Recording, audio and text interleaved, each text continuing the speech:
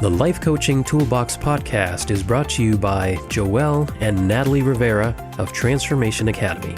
In this episode, Natalie talks about how the growth mindset is the only true confidence. This episode is one of 5 episodes in a series about life coaching your clients and the growth mindset. So what's the first thing that comes to your mind when I ask you what confidence is? For most people, what comes to mind is to feel confident. And then for other people, they might think of confidence as a personality trait, or maybe a belief in their abilities, or self-esteem. But the truth is that none of these are what confidence truly is. First off, confidence is not a feeling. The truth is that feelings like nervousness, anxiety, apprehension, and fear are totally normal. Confident people still feel these things, yet they're confident. So confidence is not a personality trait either. Many people interpret extroverted people who are outgoing and like the spotlight as being confident, and they judge introverted people who are more quiet or reserved, and maybe even to themselves, as not being confident. But the truth is that there are many seemingly outgoing people who have very low levels of confidence, and many reserved people with extremely high levels of self-confidence. Confidence also is not a belief in your abilities. Believing you're good at something is competency, not confidence. You can be confident that you're good at something, but you can also be confident that you're bad at something. The definition of confidence can be that it's your level of certainty in your ability. So you can be confident that you're a terrible speaker, and you're pretty certain that you're right.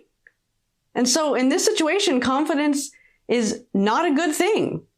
This type of confidence or certainty magnifies whatever we tell ourselves. It's referred to as self-validation because we tend to act on what we are certain about, causing us to actually create the outcome that we expected and then validating that belief system. But this is not helpful. This is not the confidence that we want, right? And so we need a better definition of confidence. And so lastly, confidence is not the same thing as self-esteem, which is really just self-judgment. The self-esteem movement has existed for decades and encourages people to think positive about themselves. But while it might make you feel good about yourself in the moment, it doesn't really lead to real confidence.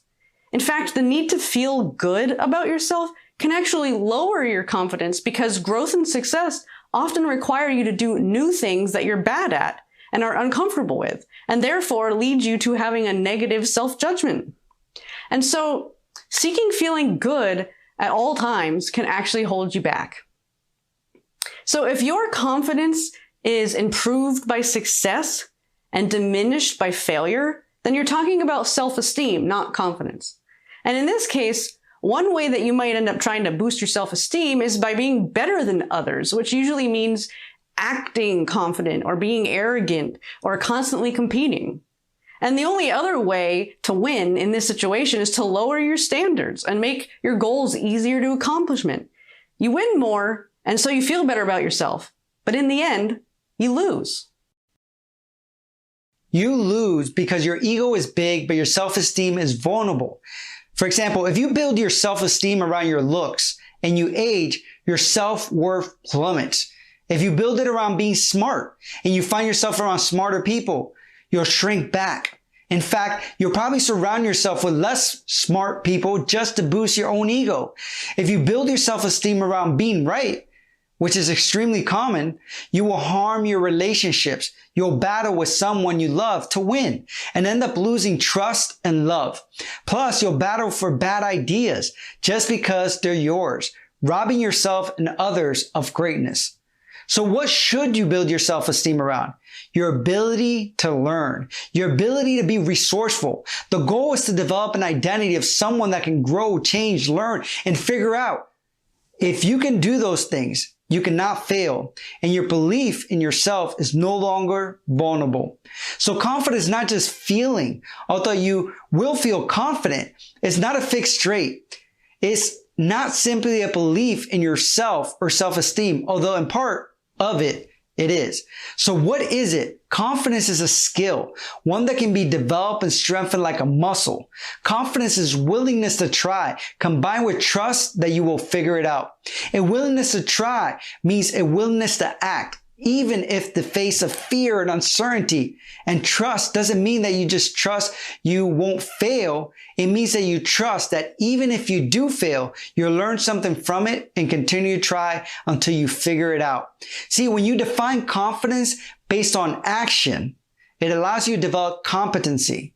First, you need to identify what areas you want to develop confidence in, which is, of course, the difference for each person. Then you have a goal for an area of your life. You can take action in that direction. When you try, you either succeed or receive valuable insights. And either way, you learn, you grow, you develop. And then you apply what you've learned to improve your abilities and skill, which builds competency. Then not only do you have a higher self-esteem because your competency is better, you have true confidence because you know that no matter where you are now, your willingness to try is what unlocks your future and full potential.